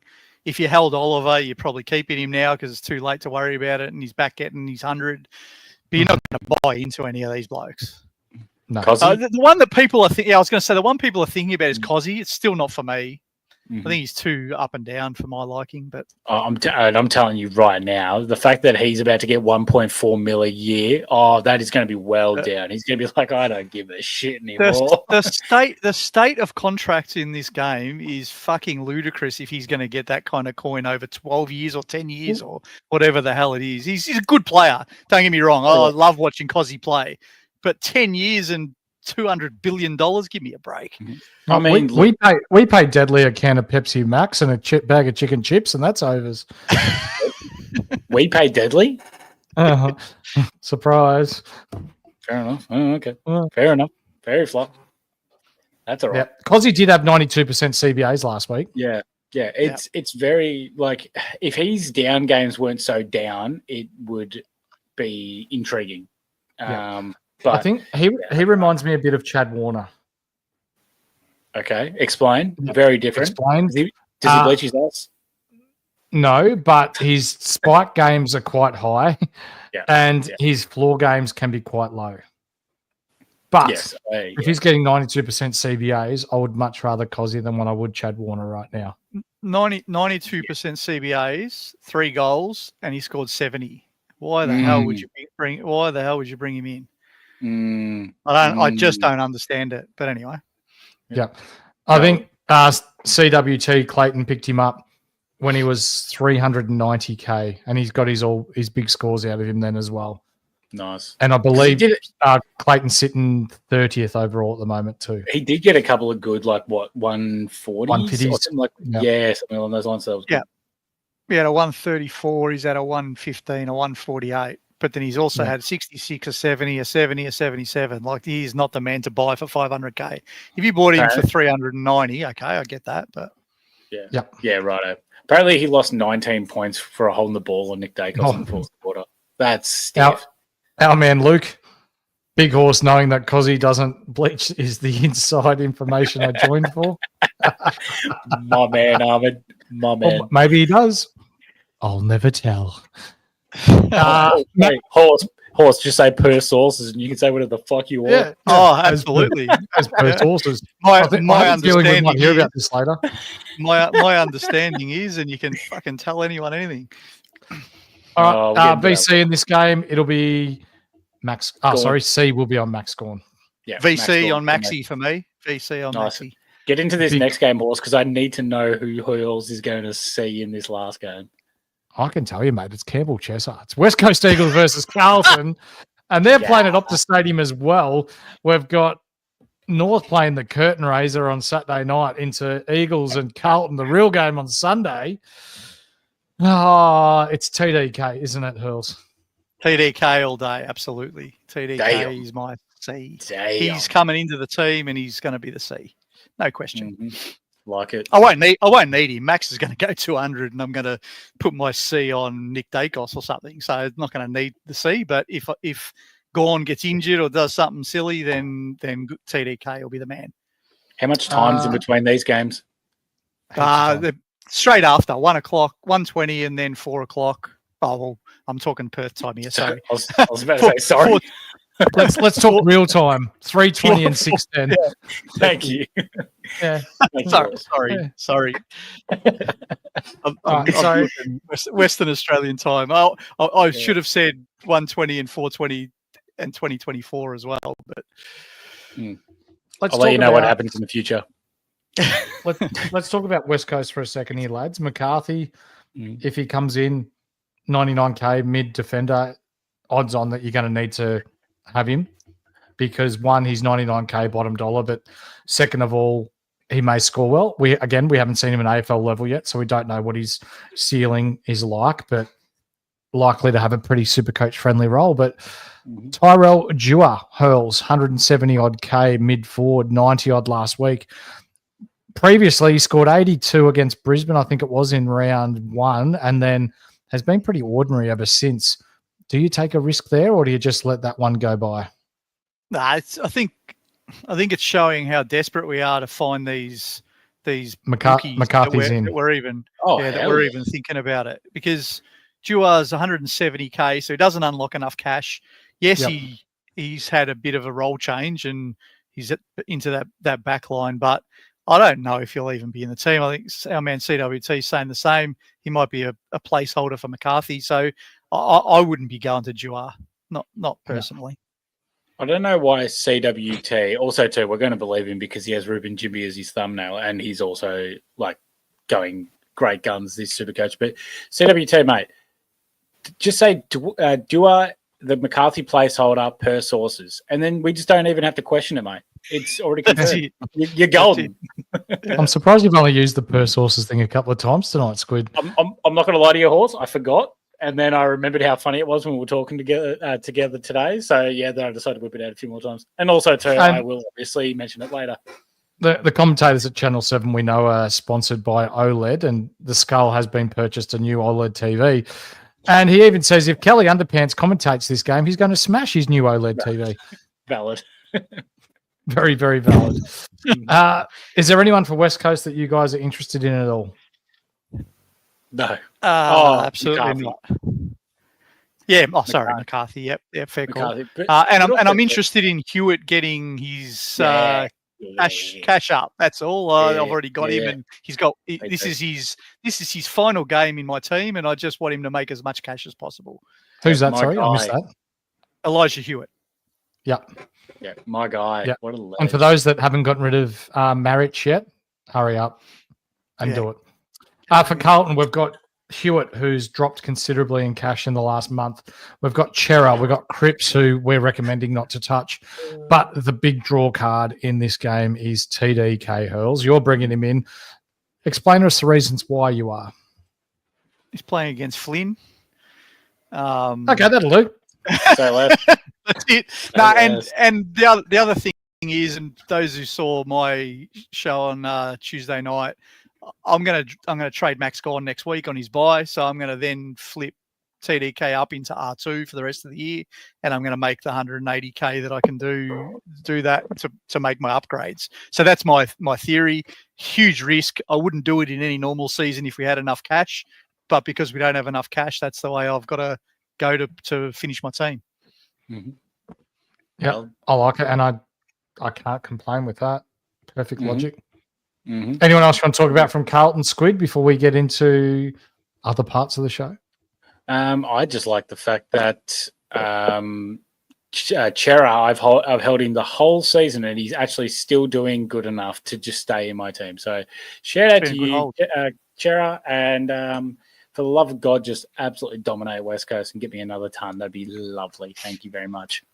It would be nice, wasn't it? Wouldn't it? Sorry, wasn't it? Would mean it's already happened. Ladies and gentlemen, that's TDK is your captain this week. If Maxi Gawn doesn't fly off the face of the earth with his 3 million that he's going to score, is there anyone else in this game that you would consider, Squid? No. I think Hurls has hit the nail on the head, and it's TDK. We see what Ruckman can do to West Coast, and I think that's an absolute ripper. He's going to belt him around the ground, so I really like that. How much do you like it? About 10 out of 10. 10 out of 10. I just wish I had TDK, but I don't. But oh well, that's all right. Ladies and gentlemen, that's going to do us for the game so far. Of course. What? First of all, who you tipping out of Melbourne, Port Adelaide? Melbourne. I am too, and I know it's in Adelaide, but I don't care. I like the D's here. Yeah. Port for me. Port for me. Fair. And for no other reason than I'm barring for the Melbourne draft pick to be low. So I've got to go against Melbourne. Valid. And then who you got in West Coast versus Carl? Oh, it's going to be a 0-0 draw, and I could not fucking care less. Jesus, hopefully it could get rains a ugly. lot. Hopefully it rains a hell of a lot on Sunday afternoon and they drown or something like that. That's no. Damn. We shouldn't wish that. Whoa. We shouldn't wish death on people, should we? Carlton will win, Never. unfortunately. I'm going to say this right now. Huge danger game for the Blues. I always call it massive. Huge. Sometimes That they would- say huge. Huge. I am. That would make my weekend. That would. I'm telling make my you. weekend. Imagine going into the whole working week next week knowing that Carlton lost on a Sunday night. Oh God, it's just. Look, I think West Coast can do it. I think, they were close in most of their last couple of games. I reckon they can give him a run for their money over there. Yep. I hope you're right. I hope you're right too. Carlton's still paying some nice dollars on the sports bet or tab or whichever bookie you may use, Lockie Bramble responsibly, to make the top 8. They still have a lot of easy games to come. So might be worth something to have a look at. As we see our Punters Club president putting in the chat, Blues at halftime, Eagles to win, $15 on Bet365. I was about to go straight into the cone of the week, but he's disappeared for a little bit. So what are we going to do? We might have to get into some questions first and then go to the cone of the week, mate. Let's do it. All right. Ladies and gentlemen. No, hang on. He's back, we think. Sorry. Is he back? My apologies. He's trying to get back. The Macca's Wi-Fi is spinning around. Yeah. What's he done? Sorry, my bloody antivirus bloody thing came up on my computer and just went all over the joint, so it stuffed me. Do you know what? It's almost like the people at Microsoft or Apple were watching this podcast, because as soon as I said that, ladies and gentlemen, the games are done, we usually segue into a bit of a segment that we have here at Insight Fantasy Sports that no person in the great wide world of entertainment, of TV, of radio, you name it, it's here, could match. We get a bit angry, we get a bit narky, we have a bit of fun with it, but ladies and gentlemen, is there any greater 2 minutes of your working week than Squiddy and his Cone of the Week? Yeah, thank you very much, Horse, for giving me the ability to do this, as we always do, which we absolutely love. But a lot going on in this week of football. First of all, want to give a very sincere coning to both North and West Coast. That was the worst fucking game of football I've ever seen in my life. North learned how to kick it into your forward line, and West Coast learned how to kick it through the big sticks, because that was really, really tough to watch, and I never want to do that again. Umpires need a bit of a cone. I think that's fair to say. We've seen some absolute dog shit ones. The main ones that I want to get across to these umpires, right? If you see a player do this, let them break their neck, all right? They didn't get hit in the head.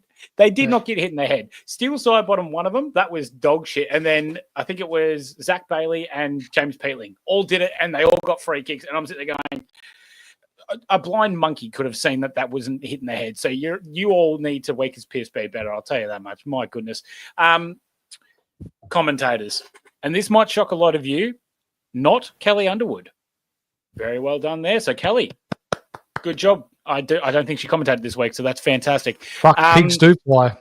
I know, right? First of all, Jason Dunstall kicked a lot of goals, but he can't call Charlie Cameron retarded. You just can't do that. That is not on. You just can't do that. And then you might think that's the worst one of this weekend. No. David King says, "Hold my beer," and he decides to Just say it. Just say it. All right, cool. He called Sam Powell-Pepper a mad cunt. And then I'm okay with that.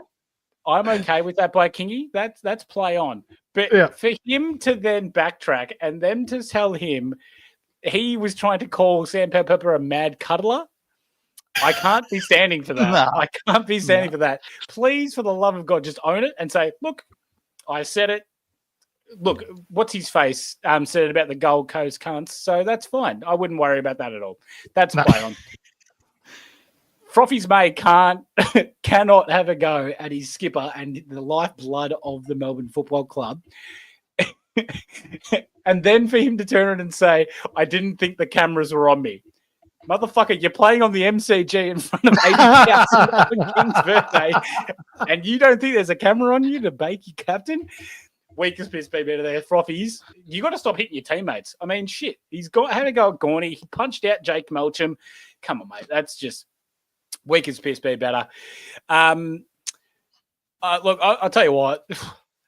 I've had enough of Sam McClure. For him to not call Bailey Smith or Max Holmes A-graders is absolutely lunatic, and that is horrible. I'm putting him in the same category as it goes all other commentators up here and journalists, and then it goes Corns or Cones, Caroline Wilson, Kelly Underwood, and Sam McClure. He has earned himself on that status right there. But, I mean, look, we all know why we're here. Sometimes I need to cone people out of the ordinary or here and there that need a coning, but sometimes it's just hand-platted and just given to me. Caroline Wilson is an absolute moron. Absolute moron. First of all, she comes out and says, Bailey Smith, all of his teammates doesn't like what he's doing, and then Baz basically tells her to fuck off. Fantastic there by Baz, so she's lost credibility there. And then we all know what happened with the Tex Wanganeen Miller racism thing, where she said that, what was it? That Wanganeen Miller doesn't want to play for Adelaide because of Tex's comments, and then Wanganeen Miller's manager comes out and says, no, that is not the case. And she doubled down and said, well, what the fuck does the manager know? I don't know. Maybe all of his footballing interests, I would assume. I'm pretty sure he speaks to him quite constantly. And then Wanganeen Miller comes out and they say that he is called Tex and everything's all good.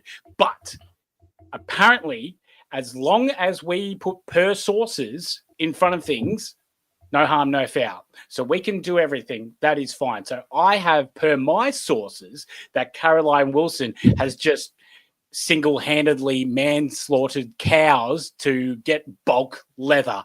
And I will let you people pay with that how you will. But also, too, I'm guessing her sources are barbecue, tomato, sweet chili, soy, all the bloody sauces in the world.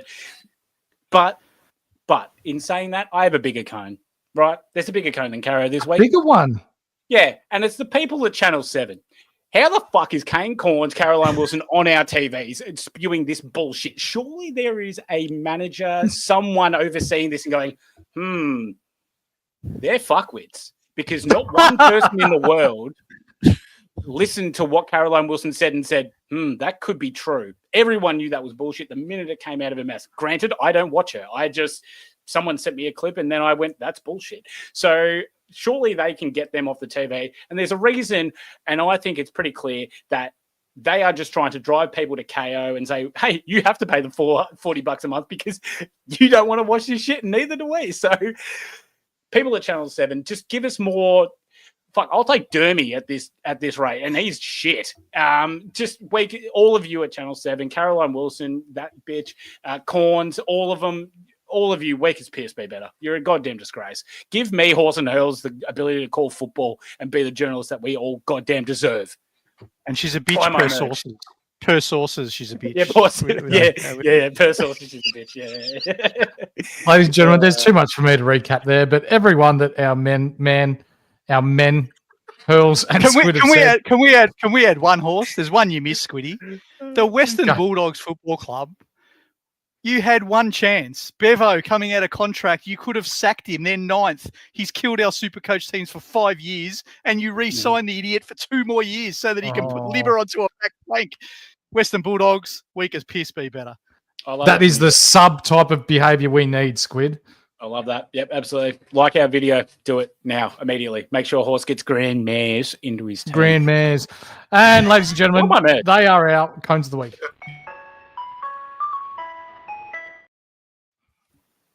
Now, is there any rumour to this, Squid? Rumour has it, per sources, Squid sent Caro a love letter on Valentine's Day.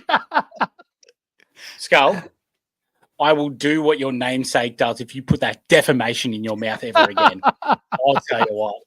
I will skull the absolute fuck out of you. All right, here we go. We're going question time. It's question time.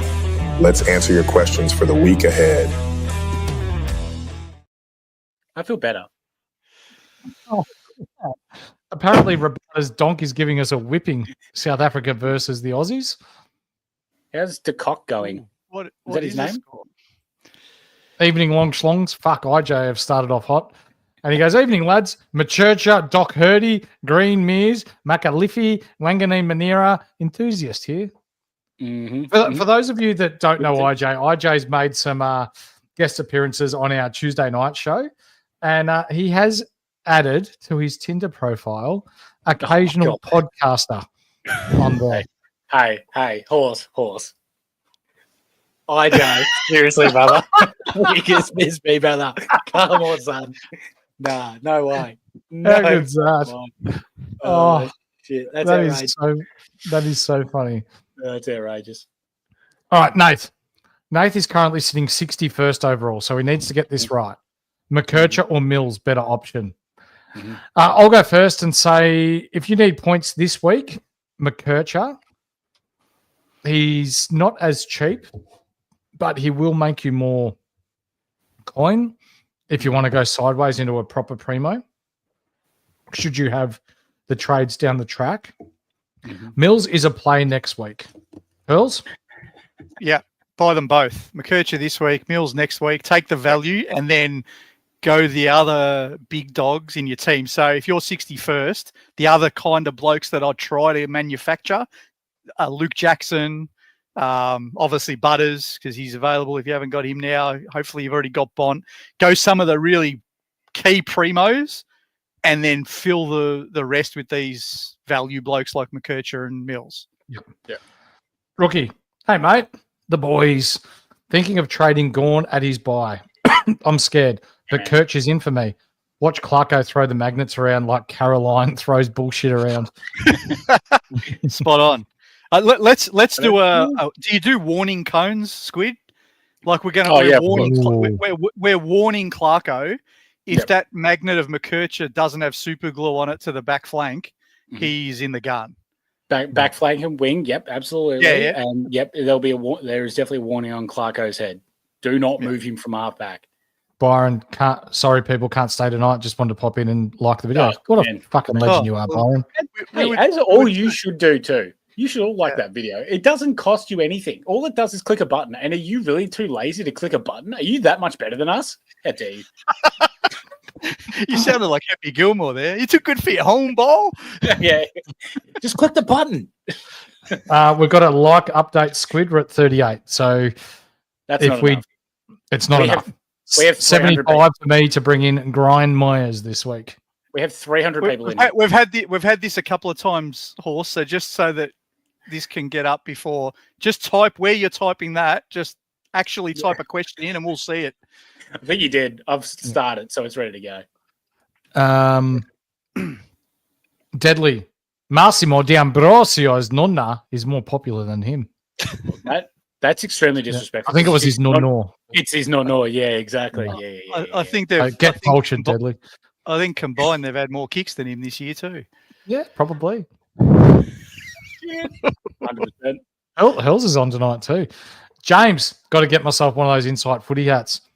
Damn right. Mate, the store is about to be reopened. I will sort you out, brother. Isn't our link in the description? Not for the store. It's undergoing maintenance at the moment. Lovely. How good's that? Boys, I tell you, South Africa have some donks coming off the long run. Tell you what, it's 4 for 67 too. The Aussies are in a bit of Barney rubble. Who's in at the moment? Steve Smith, and they must be at lunch because nobody's with him. Okay. Lovely. He's eating lunch by himself, is he, Hurls? Maybe.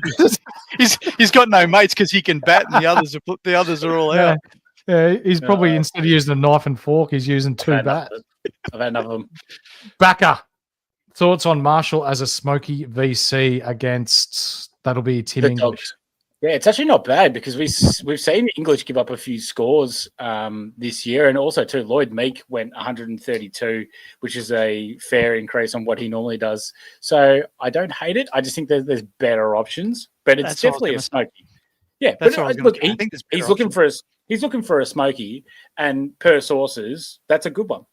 Per sources, the last time Rowan Marshall played against the Western Bulldogs, which is in round 6 this year, he scored 65 SuperCoach points. Yeah. Oh, so you got 130. That's okay. I'm done. Ryan Gardner, good pickup, boys. Dave. Bring him. No. Dave. Let's move on. Jackson Legacy game coming up. Do you know why? Okay. Because he went 178 on Cherry last year. He did. I'm pretty sure X was injured in that game slightly, but still, he beat him around the ground very nicely. Okay. There you go. TTSC. Evening, gents. Best podcast on YouTube. Thank you, mate. Appreciate it. Damn right we are.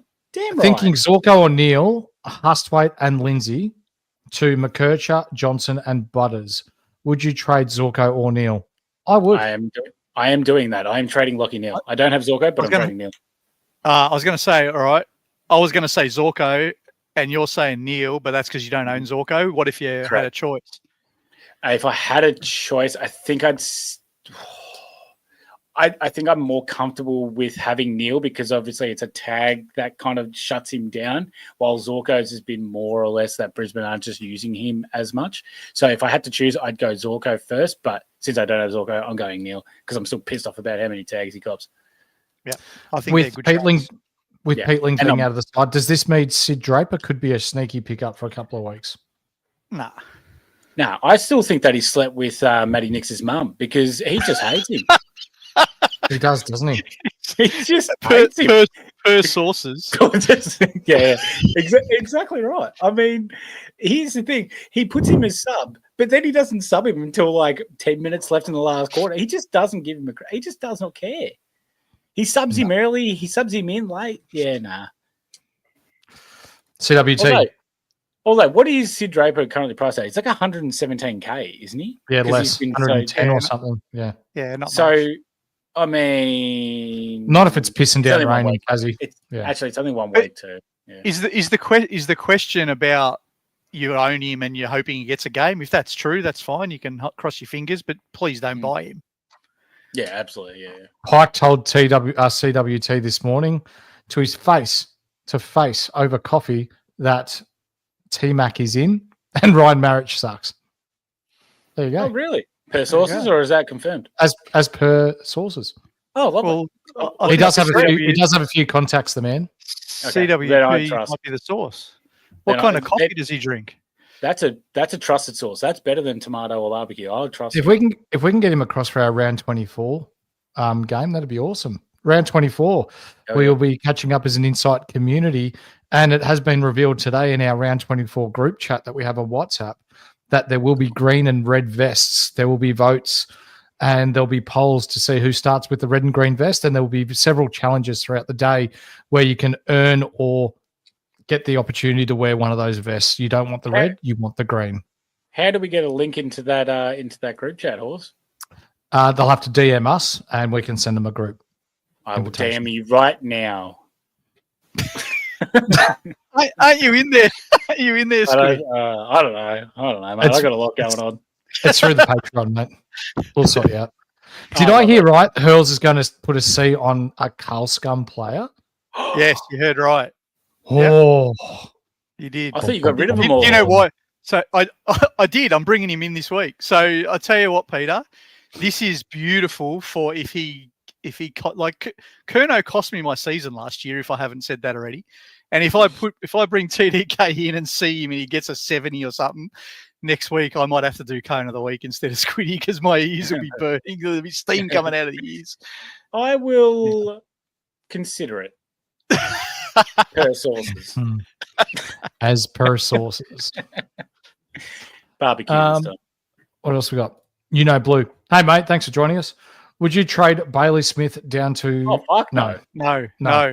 Don't even worry about it. No, we're not trading Bailey Smith. No, not Bailey Smith.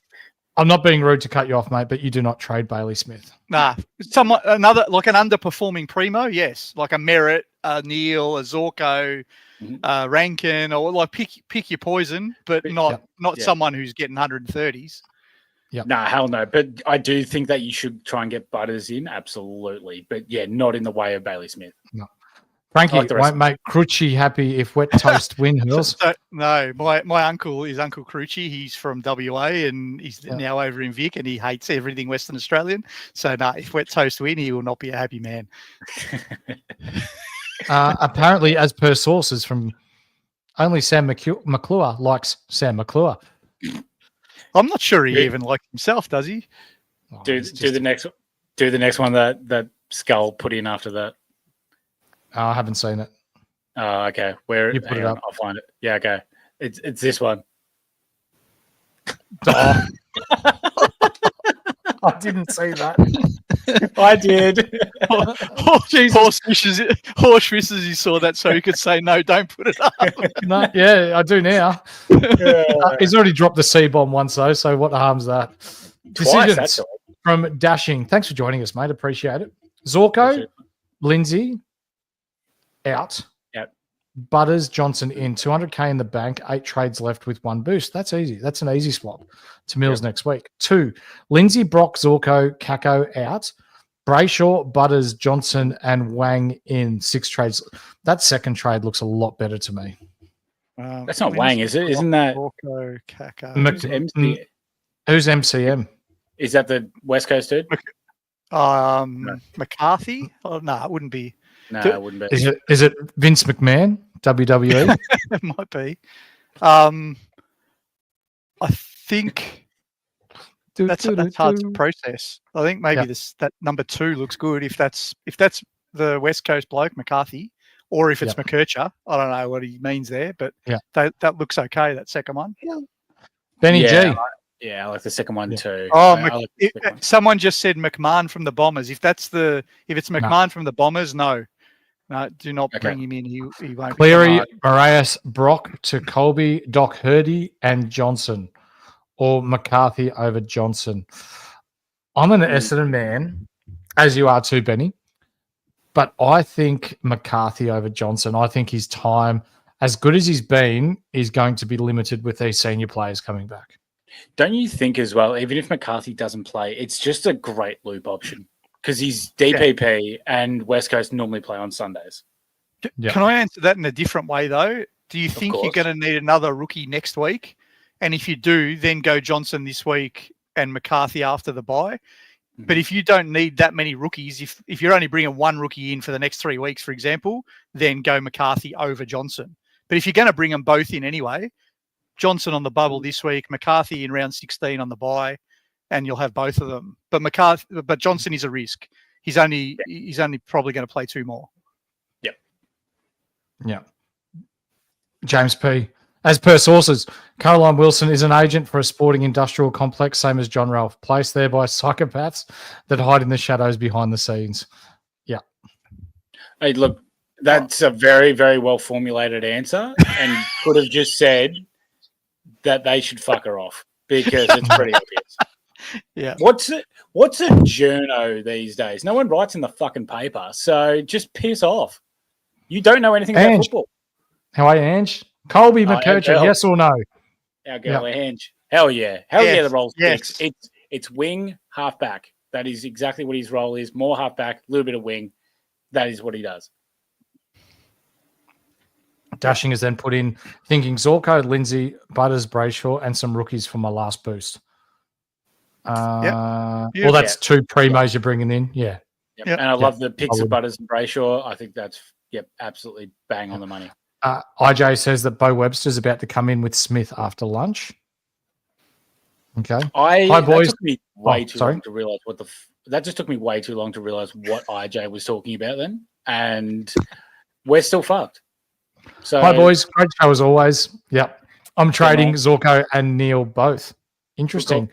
And bringing in Butters and Nass. Oh, okay. It's a lot to trade out when you're trading out 2 primos, but I don't know. I kind of feel iffy. Like 1, I'm okay with, but 2 feels very iffy to me. And how do you guys feel about that? I'd need to know, Kevin, what you're doing to get to 23. Yeah. If you can get to 23 with doing that, I like the ins more than the outs. But if that means you can't then get to 23, it sort of defeats the purpose.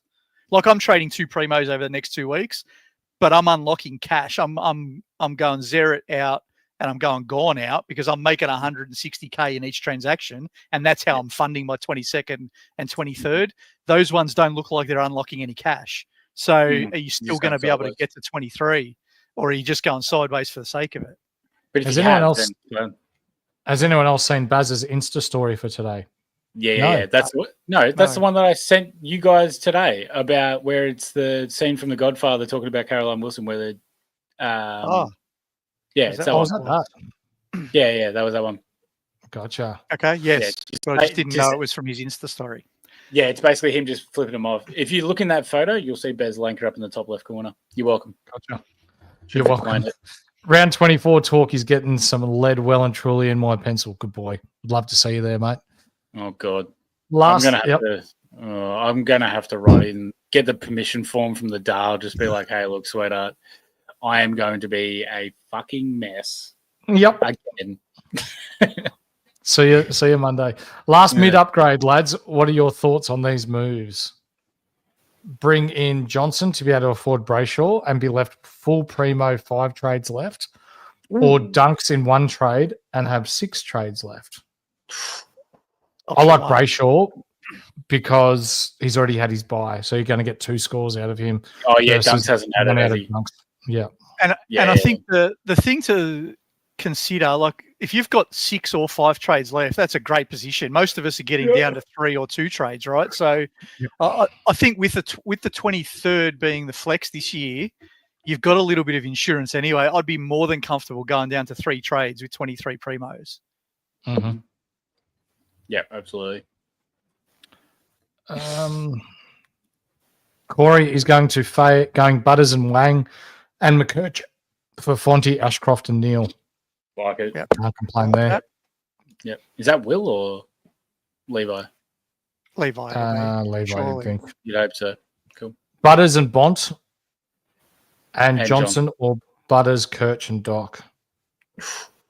Depends on whether you need to finish your team. One's saving cash so that you can buy other primos, and one's just going the top dogs now. So it depends what your team looks like going for the next 3 weeks. So quickly, Kevin has said he's got 22 primo with 6 left. So in that case, I actually don't mind him going straight Neil and Zorko straight out to go to, what was it, Butters and Brayshaw? I think. Yeah, go for it. 100% go for it. Yeah. You're in a position not many are, so why not do it? Yeah, absolutely. Spud Farmer, hey mate, if you could pick, would you bring in Brayshaw, Jackson, or TDK for your last spot? Depending on how I'd probably go Jackson just because of I think I'd go Jackson, but it depends on where your other primos are located. Because, if you don't have all that scoring in the forward line, then I'd probably go Jackson. But TDK's got a good run. Actually, that's a really good one. I would say Jackson. Jackson comfortably for me. As per sources. Yeah. Caroline Wilson resembles a 60-year-old Agatsak. See, that's what I wanted to say, but per sources said to me that I wasn't allowed to. So per sources, I didn't. But I'm allowed to get away with anything. I'm allowed to get away with anything saying per sources. She's all trade in, yay or nay, lads. I've faded him all season, but the role change worries me. I think if you've got him, you're keeping him. But if you don't have him, I think there's better value elsewhere. He is the perfect guy to antipod because he was on 28 at halftime last week and he had a great second half.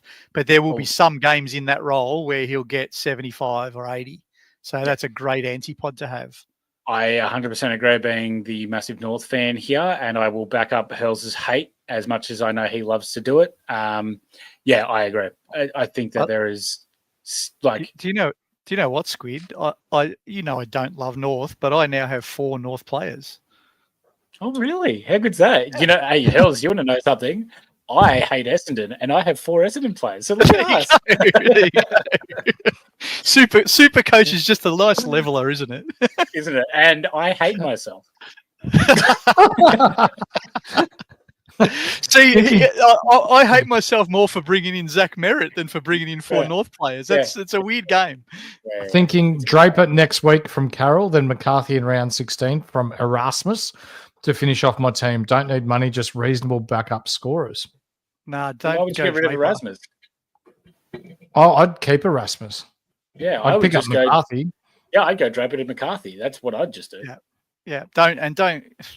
But he's picking up Draper there. He said, isn't he? Don't pick up Draper. He's going to be sub every time he plays. And you're right. Yeah. No, we're talking about Sid Draper. Surely. I would just. If you're in that kind of position, it looks like he's only got a couple of trades left to do. I wouldn't make them yet. I'd pick off the rookies as they show up. So I'd pick up Tom McCarthy when he's ready, and I'd see if another rookie presents in a couple of weeks, and I'd pick a different one. I wouldn't pick any of these other guys. No. Yeah. Conway is going to be a bargain. He's going to be a bargain. He's going to be such a great player. Yeah. Core and Combin out for 3 weeks. Damn. I was hoping Charlie wasn't going to be out for that long. You've got Spin Boyer as Squid. Squid, there was absolutely nothing in that last sit. Well, your sources are wrong, so fuck off, Skull. There was a little bit. And I don't know about you, but I'm not a coward, and I like to drink all of my beer. So if you come to round 24 and I don't see every little last drop out of that beer that you're drinking, it's on your head. He might end up being the bloke in the plaster cast and the neck brace at the TAB machine again. And I'll be there at the ice cream van getting my whippy. IJ, can you help my trade question for next week, please? What's your trade question, IJ? You're going to have to put it in, mate. And no, we can't. That's all the time we have for tonight. Oh, no, here it is. Fonty to Mills. No, because Mills is on the bye this week. No, next week, he said. For next week. Oh, next week. Yeah. Or is it Mills next week? No, this is all next week because they're all on bye. Oh, well, we'll worry about it next week. But in saying that, I Mills, would do... to Corral, Rankin to Butters, Gorn to TDK. I don't mind any. I don't mind any of them. Yeah. I would do Took. Took would be the one that I would take to Butters, though. Yeah. Ladies and gentlemen, that's going to do us for tonight. We've had an absolute ripper here. Hurls, where can the people at home find you, mate? I don't know. I can't remember anymore. No, we're on Twitter. We're on X. We're on we're on X at Silvertop Hurls down the bottom there. I'll point in the right direction tonight. Come and say good day, and we'll see you back here on. When's the end of the round this week? Is it Sunday night this week? Sunday night, yeah. Sunday night. Squid, it's been good to have you back, mate. It's been great to be back, and I don't know what the fuck Skull's on about, mate. They're Peronis and they're 1.3. Sucking ass. Fantastic to be back. Always love it. It's an absolute goddamn pleasure. And, can't wait to be back next time. I'm just going to wear a red vest at round 24 so no one can give me one with all this kind of drinking talk. If there is a man that knows his way around a Peroni beer, it is Massimo D'Ambrosio with the Italia hat. Isn't that right, Squid? Exactly. Did you go get the hat just for that, Horse? Yes, I did. And he interrupted me. It was shit out. I'm supporting my Italiano brother Arno and drinking Periano. There it is. Ladies and gentlemen, that's going to do us for tonight. I am the Horse. Before we do leave, though, we are all about breaking the stigma around mental health. So it is not weak to speak, and it's okay not to be okay. If you are struggling at home, if you do have those dark thoughts running through your head, go for a walk, call a friend, call a family member, message a friend, inbox us.